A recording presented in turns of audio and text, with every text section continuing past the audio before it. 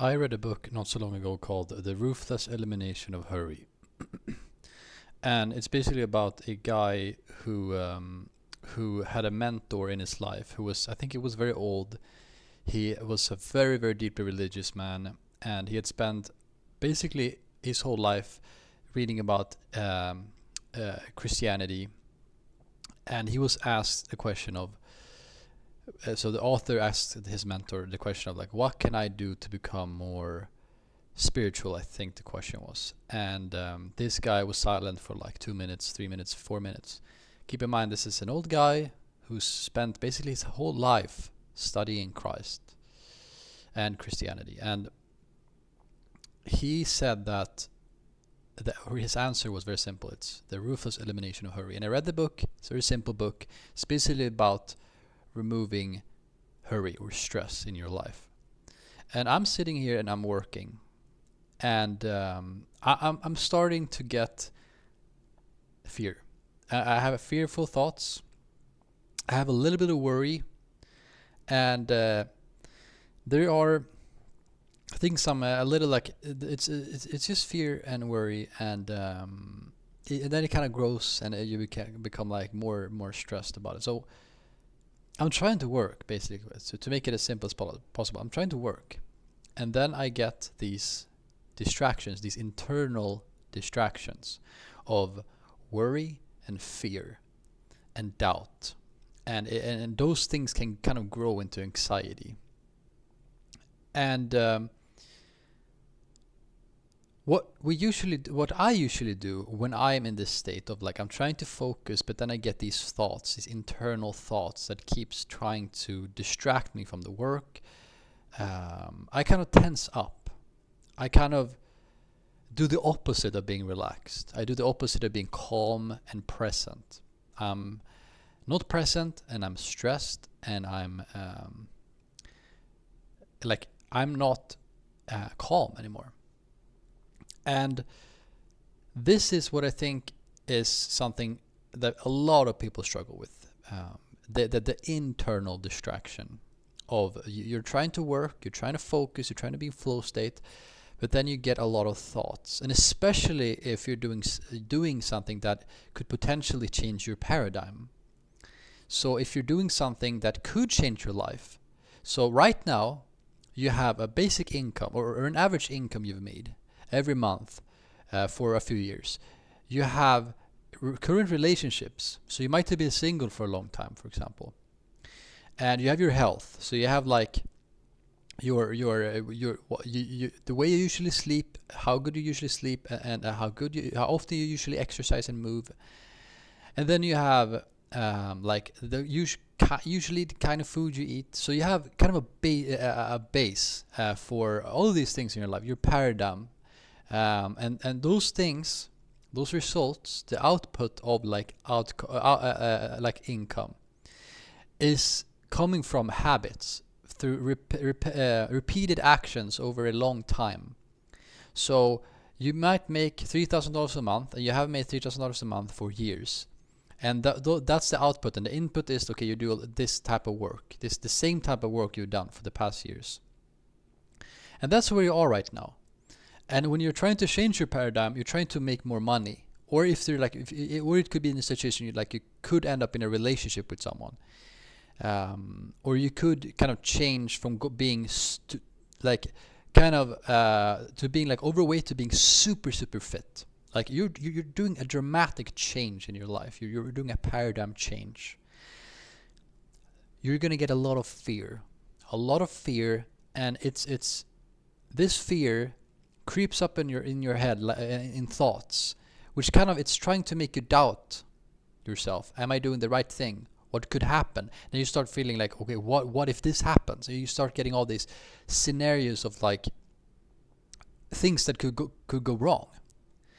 And this is basically your identity changing. If you're changing paradigm, your identity is changing into somebody new. So if you are making $3,000 a month and then you start making $10,000 a month, you have basically become a new person, which you will feel like you're someone new. when you look back at when the person you were before, you would think like, wow, I was so different back then, because you was a different identity. And this paradigm change is very scary, because the body can't differentiate between psychological death and physical death. And by psychological death, I mean the identity that you have. You can grow into somebody, like just a new belief is an identity change, or at least a beginning of an identity change. So you might believe something, and then you have an experience which shapes that, changes that belief, and then you kind of start to become a new person. So it could be that you are living, and then something traumatic happens, or something you lose somebody through death, or somebody comes close to dying. I saw an episode of Mad Men last night, which was the best episode I've ever seen in a long time. It's an episode where Roger Sterling almost dies, and his whole life kind of completely changes. And it's the same thing for his partner, and Draper. So having an experience that could change your entire life, and you would become a new person. You would see the world in new eyes. So you would have a new world perception. And I'm sitting here trying to work. I'm sitting here trying to change my paradigm, basically. And it's that's when the moment. So I know what I have to do, and then I kind of try to focus on doing what I have to do, and then I get these doubtful thoughts, and that's what's stopping me from kind of changing paradigm, because my body thinks I'm dying, like a physical death, and that's kind of why you get this fight or flight mode, this stress that keeps coming in. And so right now it's not as stressful as as you might believe, or as I'm painting a picture, but I am getting stressed about something. I am getting these doubtful thoughts and fears, and has happened so many times in my life. It's such an interesting thing to talk about, because it's happened many times in my life. And the antidote to this, because that's what I want to get to with this video, the only way for me to not fall into the fear and the doubt, because what basically happens is you get stressed and you tense up, and you you kind of start stressing. Stress is just the best word, because it describes the whole thing. But you start speeding things up. You start looking at your phone. You start switching songs. You start looking at music. You kind of escape. You're escaping the stress through many different distractions. But I know that first of all, me doing these distractions is not going to help this. Like, it's just an escape. So basically, like if there's something tough in your life, and you are watching a TV series, for example, like Modern Family, this is kind of an escape of your reality, and I think it's a good thing to do, but it's still an escape from your situation, instead of kind of just living it, because that's how I think that you have these emotions inside of yourself, and then when you live, so if it's grief, for example, instead of escaping the grief through, could be alcohol, it could be just binge watching TV, the emotions are still inside you. You're just postponing the release of the emotions. And it's a good scene is like Good Will Hunting in the ending, when he's like, it's not your fault, and then he kind of gets into this, he cries, he kind of lets all the emotions he's held up inside of him pour out. That's how you heal, that's how you grow, that's how you get to the next level in life. And instead of escaping through watching television, for example, I think it's good to in my particular case, like I'm trying to send outreach right now, and I'm getting these distracted thoughts in my head, and I want to check my phone, or at least I get the thought of check your phone. I want to go to YouTube and distract myself from the work. I want to kind of get into this crisis mode of like, I don't know how to deal with this, these fearful thoughts and these thoughts of worry, that I do anything I can to distract myself. It could be playing video games. I could start playing video games to just kind of get away from the state, which is interesting, because if you play video games to forget about it, and it's the same thing when you drink alcohol, you forget about the worries and the fears. But it's the same thing if you keep on working. You're going to get into flow state where you're going to forget about all the worries and the fears. And this is a concept I think a lot about this by Sam Ovens. Sam Ovens talks about imaginary friends. It's the perfect, like whenever I have thoughts that makes me scared and afraid and feel little and small, I think imaginary friends. Because Sam Ovens talks about this paradigm change, and he talks about you're gonna get these feelings of fear and you're gonna be scared, but if you keep on not falling into temptation of, like, for example, checking my phone right now, or going to YouTube, or doing anything that kind of I'm using as a vehicle to escape this feelings of fear. It's just like imaginary friends. So when you were little, you had imaginary friends, or at least I did. I had 2 imaginary friends, Blaze and Loif, I think I call them. And then one day I told my parents they had died. And then I stopped thinking about them. So, and I don't even remember, this is something I don't even remember how much I thought about Blaze and Loif, like my imaginary friends. But it got to the point where I stopped thinking about Blaze and Loif. And I haven't thought about those 2 names in years. And it's the same idea of, like, when you stop giving into temptation, you stop falling into the escape,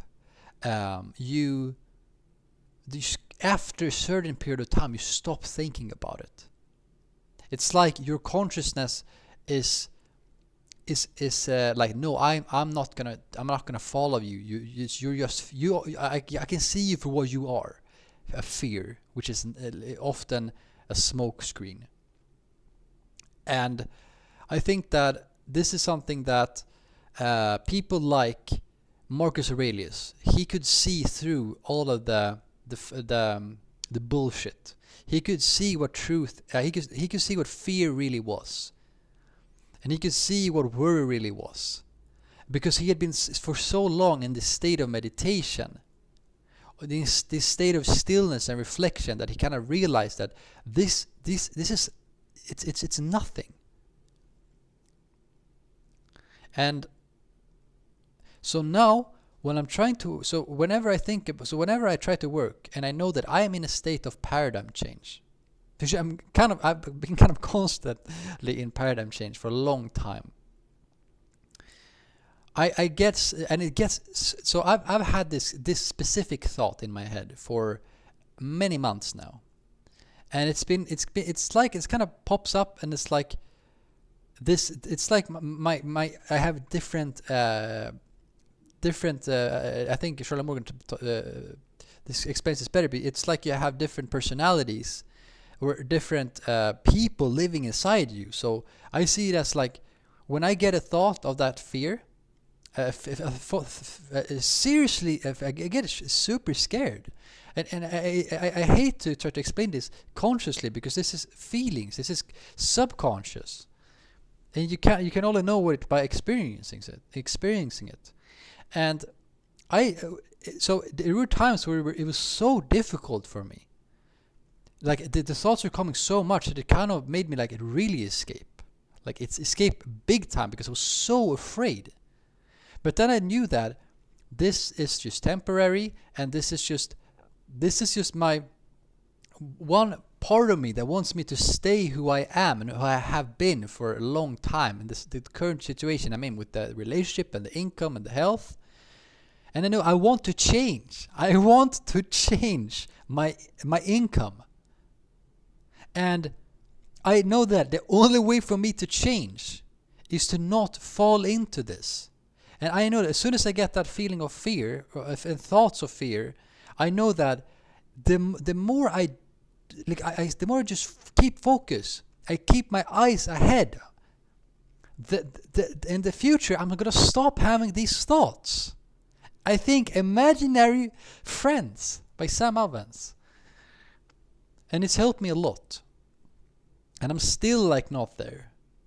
And I think that if you take a look at people who have achieved like great things, big things, I mean, like Alexander the Great, I think that wherever he felt fear, he knew that, okay, this is probably the right thing to do. But that's not what I want to say. But I want to say that he did not let this fear stop him. So that's why he kind of had this constant paradigm change. So if we would take a look at all the identity shifts he did along the way, of like from being born to like being, for the final identity he had when he died, he had this paradigm change, identity change. And he did this because he did what he was afraid of. And this is what someone talks about. You win the battle against the dragon. It's a mental battle. And I realized that when I'm sitting right here and I'm trying to work just like this, and I'm sitting here and I'm actually sending emails, and it's just me, like you're seeing right now. And then I get the feeling, a thought that makes me afraid, nervous, scared. And then I'm sitting here and like I'm getting tensed up. I'm getting really tensed up, and I'm kind of like not relaxing anymore. And I'm kind of like moving my legs up and down. I think it's a common thing you do, and like you really start like focus. And then I'm like, okay, I start checking this and that. I escape these feelings. But instead, I realized that the only way to win against this is calmness, stillness, the ruthless elimination of hurry. That's the only way for me to beat this. The only way for me to sit here and do the work when I'm having these internal distractions, because I want to simplify it. These are internal distractions from trying to do the work that I want to do.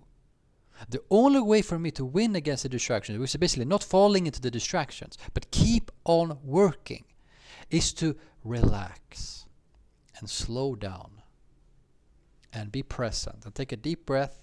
And kind of, if you have to, turn everything off, get to a new place. Like, good thing to do is environment change. Get outside. But for me, I can just sit here and I can take control of myself and be still and be calm and be relaxed. The relaxed for me is like the best word that describes it for me.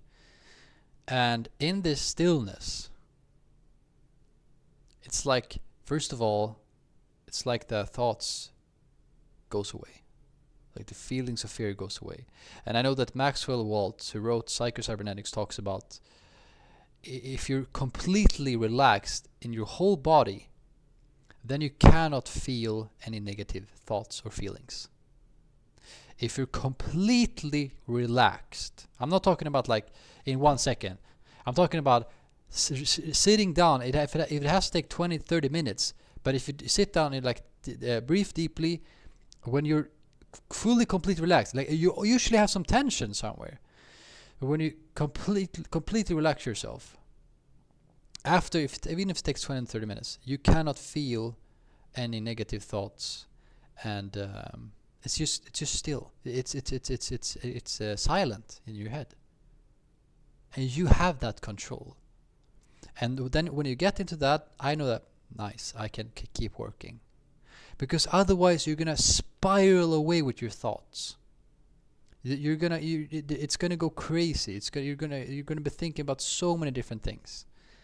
And it's not really about the work. Like, seriously, it's not even about me doing the work. It's about me feeling good, because that's what it's not. It's feeling scared and afraid and nervous.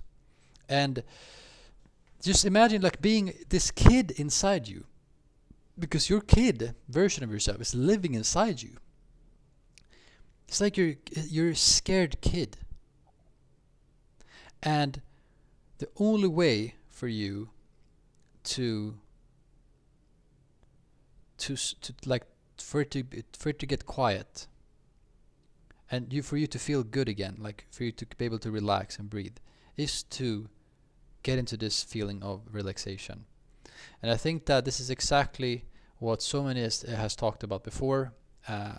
People like Jesus, and I try to imagine how he would have been if he was here right now as a person. Like if I lived when he lived, I think he would have this incredible relaxed state. And you could see a lot of people. I think Gandhi is a good example. I think he was like also super relaxed. There's a lot of people who have this stillness to them, and that makes other people still. It kind of, emotions are contagious. And this right here, this video is so important, because every time you want to change your paradigm, every time you want to change, and I think that most of us wants to change. Otherwise, you would probably not be watching this video, and I would probably not be making this video if I was just happy exactly where I was. If you want to change in your income, for example, you are gonna experience paradigm change and these fears and these thoughts and these scary thoughts. And it could literally make your life really, really depressive if you just keep on like escaping, and then also like you just pull the emotions down and further inside yourself, until a point where like you crash, and that's when you get really depressed and like you don't want to do anything. And that's your body telling you, like, it's your body going against you, like I'm not gonna let you keep doing this to me. So I'm shutting off now. And then you're like burnt out for months. So, or depressed for months, and that's when you're like, okay, I don't want to do anything, because that's when you're literally just gonna sit and do nothing. Maybe watch TV to just kind of. It's your body basically just telling you you're not gonna keep doing this. So I think the best way is to just. It's not just knowing about this. People say that if you know this, it's not just know about this. It's just you have to decide to relax. And when you are in that state of like you're relaxed again, that's when you can keep working. And that's when you can have like a full 4 hours of fully focused work. And when you have those full 4 hours of fully focused work, then you're going to realize after just a few hours have passed, like, that was so irrational, the thoughts that I just had. Just kind of the time shift of like the new perspective that you have. Or the day after. Usually it's the day after, right? So I could go, and I've talked about this, I could go home after work, and it's late, and I'm getting all these thoughts in my head about how my life it's how I don't even know what it's just sad thoughts, depressive thoughts. And I'm like, what am I doing with my life, and what have I done? Or like all of these negative thoughts. And then I go to bed, or I eat food. It's usually like I could be like super hungry, and that's when you get like, most people, it's like the Snickers ad, like you're not you when you're hungry, and you get like mad and angry. But it could also be like you're getting these fearful thoughts and worry. But then you eat, and you're like, wow, why did I feel like that before? It's the same thing when you're tired, you haven't slept, and you're like having all these depressive thoughts at night. Like most people can't sleep because their minds are going crazy, and then they wake up like, I'm feeling amazing. What happened last night? And I think that you have to relax.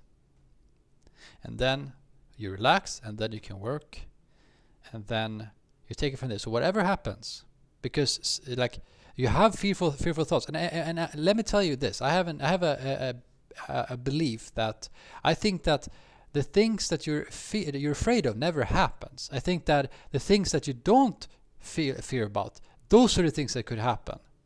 I think that if I take a look at my life, the things that every single time, the things that I did not even think about happen, and that was like those are the things that then happen. So and every time I've been afraid and worried about something, it never happens. But when things actually happen, I didn't even think about it. But also, like Ray Dalio said in Principles, like when he has looked back in his life, the things that have felt like mountains at the time, which just a few decades in between, feels like nothing. And I'm kind of feeling the same thing about me looking back at my life, like things that have felt enormous, especially like school. At the time, it felt like, I remember one night, I couldn't sleep. I was so scared. I had a test the night after. I was so afraid. Like I was so afraid. I was like a kid in darkness. I was so scared. And now when I think about it, it's like, what it's just a test, my friend. It's just a test. So I think that I'm gonna keep working now, but I know that every time that I get these feelings of fear, and it's actually like the positive thing for me is now like I have already kind of gotten to a point where I'm kind of I've already built my new habits basically. So the habits that have built for the past months is basically the habits that I believe will make me achieve this new level of income. So I'm kind of at a good place in my life right now because I'm not feeling so much fear. I'm not feeling so much worry. But I've had very, very scary months. But now I've already kind of changed my habits. And once again, imaginary friends, that's what I think about. And it's so true. The fearful thoughts that I've been having in my head, which has made me so scared, they just get like the frequency of them is just lesser and lesser and lesser until like I'm not even gonna think about them. Just like Blaze and Loif, they're gonna pop out of my consciousness, and then I might see something that make me recognize it. But also, I still don't think about Blaze and Loif, my imaginary friends. So that's the thing. I never think about that if I don't decide to think about that, which I did right now. So imaginary friends, that might be one of the best things someone has ever told me in his videos about like, because it makes me understand exactly how it works, and this is exactly what people like Marcus Aurelius have realized and writes about and reflects on, like these fears and these worries. Like if in stillness, then you realize they're nothing. I could talk more about this because I think it's bigger than just like being distracted from work. But I think it's still important because paradigm change is what is holding people back in business. That's why someone has made Alchemy of Self. The exact reason why. So Sam Owens made Alchemy of Self, which is his mindset module, and so he made a course how to make money online, and the majority of the people learned the most from his mindset module. And in that mindset module, the summary of the mindset module is the Alchemy of Self. So from everything Sam Owens has ever done, except for school, so before school, his whole life is kind of summed up with Alchemy of Self. And Alchemy of Self is basically you preparing yourself beforehand to that you have already experienced. Like you will survive. Basically, you will survive. So the affirmations you're reading is like, I can take sales calls. I am brave. I'm confident. I'm confident calling big business owners. And you're like, all of these like fearful things. It makes you kind of like. Almost you kind of trick your brain to like you've already done it, so it's not scary anymore. So this is exactly why you should like read Alchemy of Self, because you will experience the trying to change your paradigm. You will experience a lot of fear and a lot of worry, and the only way to actually like, so if the most important thing for you is like making more money, the only thing that is stopping you from like making $3,000 a month to $10,000 a month, or maybe even more, is paradigm change. You are so afraid of the person you will become, but not in that, but mostly maybe that you're so afraid on a subconscious level that you will die to get there. But it's just because it's so new to you and your body doesn't know, is this safe or not? So I hope you get the message, and the best way for me right now is to just relax. So I'm working, and then I get fearful thoughts and worry appears in my head, and the best way for me to deal with this and handle this is there are two options. Either I could escape through like not working. So, and that basically keeps me at my current identity or my current paradigm. So I could fall into the distraction, and that would make the distraction win, or the dragon, metaphorically, and that would make me okay. I would still make $3,000 a month if you're making that, but I could also decide to calm myself down, relax, and in that state of stillness or relaxation, I realized that it's okay, and I can do this. And then I keep working, and then I've made huge progress, because that means that you kind of told your body that you are the one in charge. So the next time you're going to have this feeling of fear, it's going to be smaller than this time, because you won. And it would be so nice to have like an algorithm to know that, okay, how many times would you have to win against the dragon before you kind of reach this new level. But it's very impossible. I think it's very difficult. I think it's also very different for people. But let's say one identity shift is you go from $3,000 a month to $10,000 a month. Another identity shift is going from $10,000 a month to $30,000 a month. And another is $30,000 to $60,000 a month, hypothetically. And then you would have to win against the dragon, which is basically you're gonna work, because you know, okay, if I want to make $10,000 a month, if I want to make $7,000 more dollars than I'm making currently, I have to I have to do this work. And then you know that, okay, I'm gonna do the work now. But then you start working, then you get these feelings of fear, like what will people think about me? What will happen? Can this happen? Can that happen? And then these feelings of fear makes you, okay, I don't want to do this anymore. It's too scary. You quit, or you fall into distractions like watching YouTube or like watching TikTok or whatever. And then you're still stuck at your identity.